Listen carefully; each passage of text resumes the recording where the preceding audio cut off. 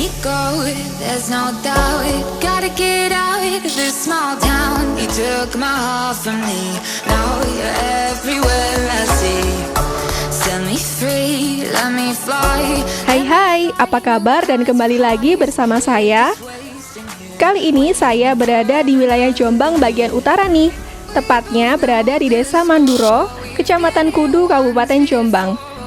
Desa yang berjarak 33 km dari Kabupaten Jombang ini memiliki luas wilayah kurang lebih 3.318 hektar dengan total penduduk 5.552 jiwa.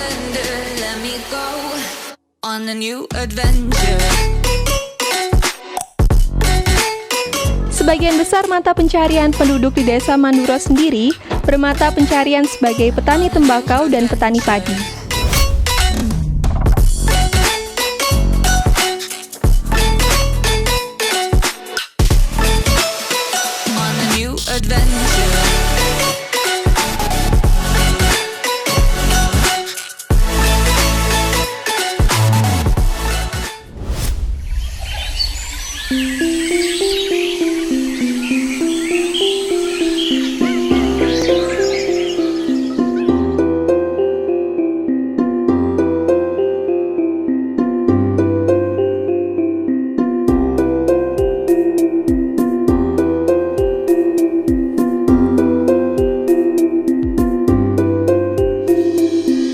Penduduk setempat, sejarah Desa Manduro sendiri memiliki beberapa versi yang berkembang di kalangan penduduk desa. Ada yang mengatakan Lurah Manduro berasal dari keturunan Ronggolawe, ada yang mengatakan keturunan Arya Raja, ada juga yang mengatakan sejarah Desa Manduro berasal dari bala tentara Cokroningrat.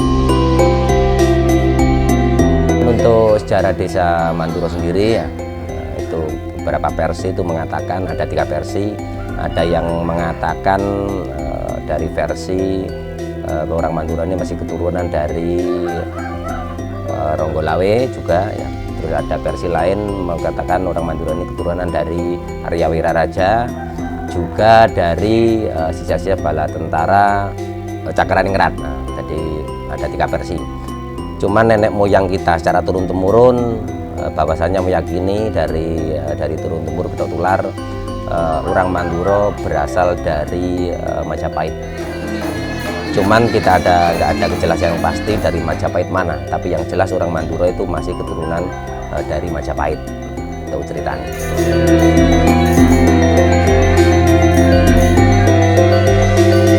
Nah, saatnya kita menemui salah satu warga yang menjadikan kenapa sih Desa Manduro ini menjadi spesial. Ya, ini dia, beliau bernama Bapak. Beliau merupakan salah satu warga yang terus melestarikan kesenian Sandur Manduro secara turun-temurun.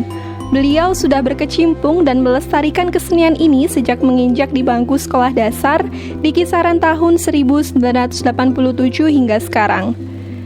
Kalau secara detail, mohon maaf ya Mbak, saya tidak bisa mengutarakan karena saya lahir itu sudah ada sandur. Bahkan dari sepuh-sepuh dulu itu tidak paham dari mana asal-usul topeng ini. Saya mengikuti sandur ini dari mulai kelas 6 SD. Dari pewayangan juga ada, dari kerajaan juga ada.